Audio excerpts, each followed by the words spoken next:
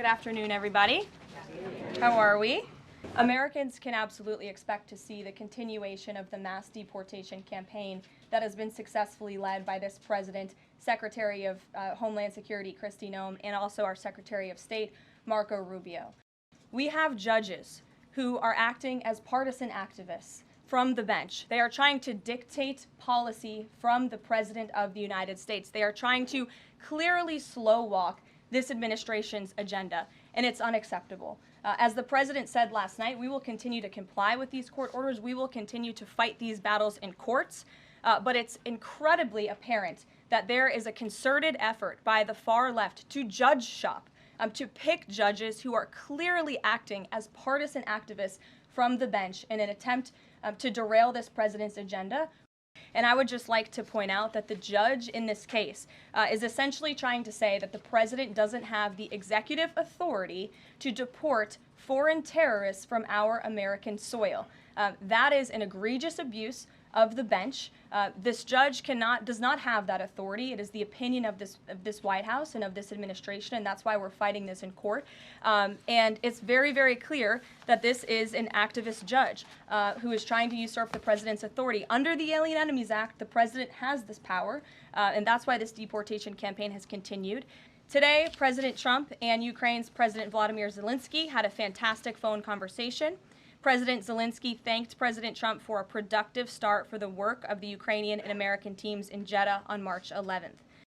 The leaders agreed Ukraine and America will continue working together to bring about a real end to the war, and that lasting peace under President Trump's leadership can be achieved. President Trump fully briefed President Zelensky on his conversation with Putin and the key issues discussed. President Zelensky asked for additional air defense systems to protect his civilians, particularly Patriot missile systems, and President Trump agreed to work with him to find what was available, particularly in Europe. The two leaders also agreed on a partial ceasefire against energy. Technical teams will meet in Saudi Arabia in the coming days to discuss broadening the ceasefire to the Black Sea on the way to a full ceasefire. President Zelensky was grateful for the president's leadership in this effort and reiterated his willingness to adopt a full ceasefire. President Trump also asked President Zelensky about the children who had gone missing from Ukraine during the war, including the ones that had been abducted, and President Trump promised to work closely with both parties to help make sure those children were returned home. The presidents instructed their teams to move ahead with the technical issues related to implementing and broadening the partial ceasefire. Intelligence sharing in terms of defense for Ukraine will continue to be shared. I would just like to emphasize we have never been this close to peace, and it's only because of President Trump that we are here.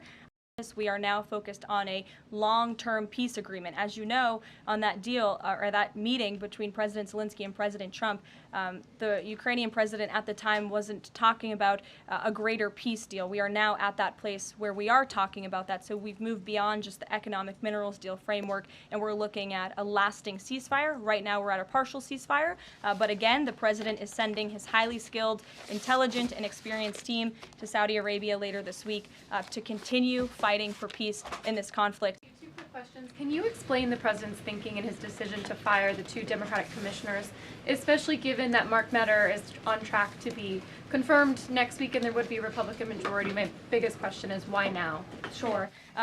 Because the time was right to let these people go, and the president absolutely has the authority to do it, and they were given ample notice in a letter that I believe your outlet reported on, so it pretty much explains exactly why this administration chose to let those individuals go. Is the ultimate goal to get this to the Supreme Court to try to overturn the 1935 precedent? The goal was to let these individuals go. If we have to fight it all the way to the Supreme Court, we certainly will. Rachel.